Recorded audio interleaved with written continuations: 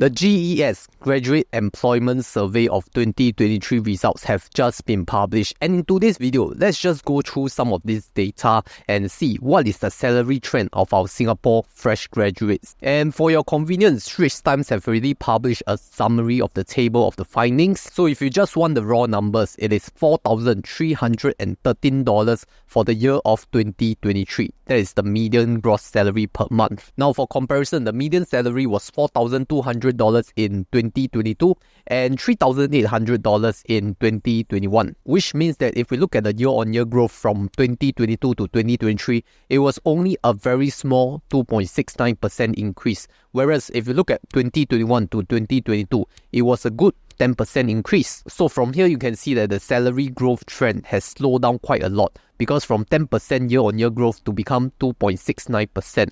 Wow, that's a very big step down. But I know what some of you are thinking already. 4.3k. Oh my god, that is so high compared to my time. My time only get 3k. My time only get 2+k. Now fresh graduates' life must be very, very good. But don't forget about inflation, because back then in your time, $3 can afford a lunch meal in CBD, Central Business District. Nowadays, if you can even find a $5 meal in the CBD, I think it's considered quite good already. For context wise, I was drawing $3,200 in my first job after graduation, and I graduated from the School of Business. And that was back in year 2015, so it has been about 9 years now. So you see, $3,200 back then wasn't considered a too high or too low salary. It was around median. And if I were to extrapolate that 3,200 monthly salary by an inflation rate of 3.4% per annum for 9 years, then you do this calculation, 3,200 multiplied by 1.034 to the power of 9. That will be close to $4,300 per month already,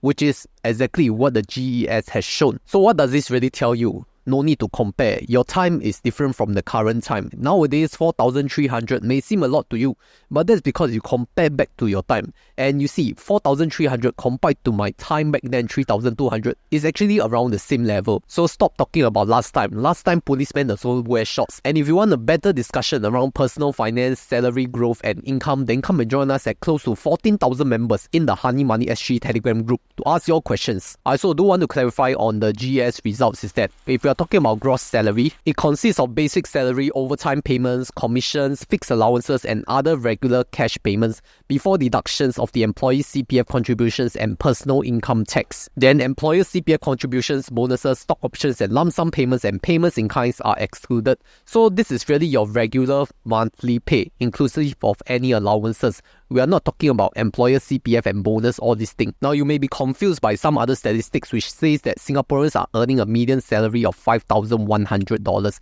And where did that number came from? So if you jump over to the Ministry of Manpower MOM survey, the gross monthly income which they published in 2023 is a median income of $5,197 in year 2023. And this number specifically included employer CPF contributions, which is around 17%. So if you really want to find out the real gross salary, we will just take $5,197 divide by 1.17, and we will get $4,442, which is quite close to the fresh grad median salary. But you have to realize that this $5,197 of result from MOM is across different age groups and across different field of study and of course your education level. So the data will include people who are not fresh graduates. They may be of certain work experience, like a few years, and also non-graduates who did not go to university as well. So it's a varying age group plus experience group. If we take a deeper look into the results published by the Straits Times article, you will realize that the employment rate actually is not as rosy as it seems. Overall employment actually dropped year over year, and you can see that from 94.4% in 2021 to 93.8% in 2022 to now 89.6% in 2023, which is a set declining trend. In other words, out of 10 fresh graduates, 1 of them are not able to find jobs, which is quite sad, right? You already spent 3 or 4 years in the university course and then you come out cannot find job. And the number is getting more worrying over the years. But like I always said, you cannot always depend on your day job, because one day the company may undergo restructuring or retrenchment. That's why you always need to have a backup. I do want to take a look at some of these questions that you may ask. So after looking at the results, which sector of study actually commands the highest pay, the best pay when you just graduate from university? Let's look at the results. For context, I have already excluded law and medicine because these two areas of study definitely command a much higher pay grade than the other areas of study, right? Like lawyers, they are really a professional job, and if they charge by per hour, it's really quite scary. For medicine, don't even need to talk about it because after graduation, you are sure to find employment in housemanship. So these two high-paying sectors are excluded, and then we'll see what are the best-paying degrees. In first place, we have information and digital technologies, which is earning a median salary of $5,500 of fresh grad pay per month. And to put it simply, this is the IT sector and industry. So because it is a booming industry, there is more demand, there is very little supply right now.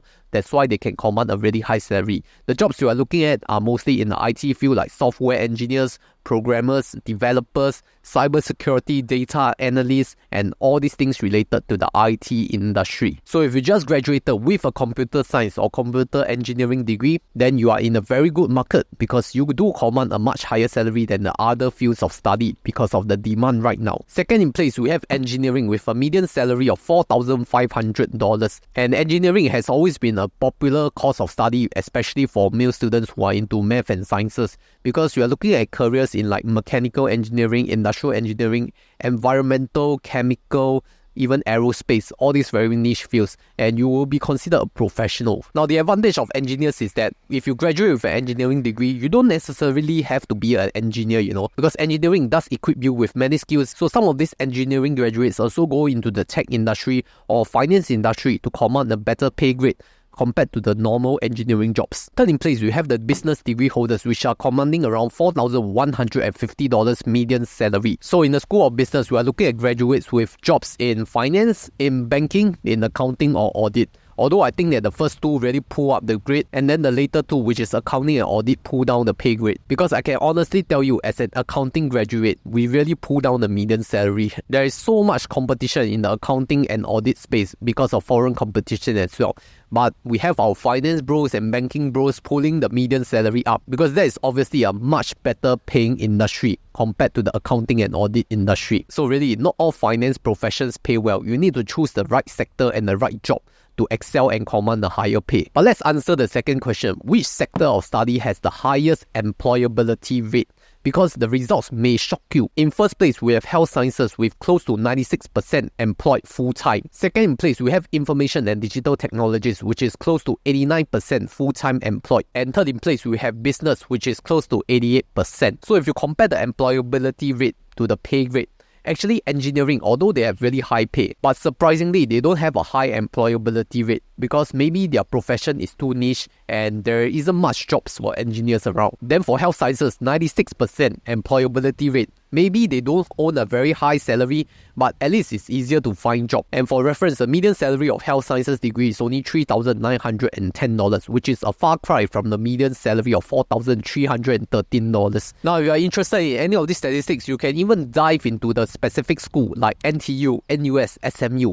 Which course or degree actually commands the highest pay and the highest employability? I leave it up to you. You just have to put in this search term, GES 2023, then example the school, NTU or NUS. Then the PDF file will be shown and you can search for your data there. So if you just graduated from your junior college or polytechnic, you are choosing your course of degree, then this may be a good reference to see which school you want to study and what course you want to take. But what I can tell you as an ex-fresh graduate is that people who are confident, then they will take part in this survey. Like me, back then I was drawing around 3K. Really low self-esteem. They asked me to do the survey, I also don't dare to do because low self-esteem. Don't think I was as good as my peers. So if you are feeling disheartened about this salary result, I can tell you to adjust your expectations. Life does not end in your first job because your first job is just a stepping stone. Maybe you can do really well in your work and your job pop to another company that has zero relation to your course of study. Like what I did lah. I graduated from accountancy, now I'm doing YouTube. Totally different life. So if you think your salary is not up to par, there are two things you can do. Number one, do nothing and just whine and complain on the internet. Number two, take action and see where you can gravitate to where pays better or has higher employability in terms of your skills. But if you really want to know on the ground, how much salary do Singaporeans really earn other than fresh graduates, then I can show you to a previous video that I did for Singaporeans pay in the year of 2023.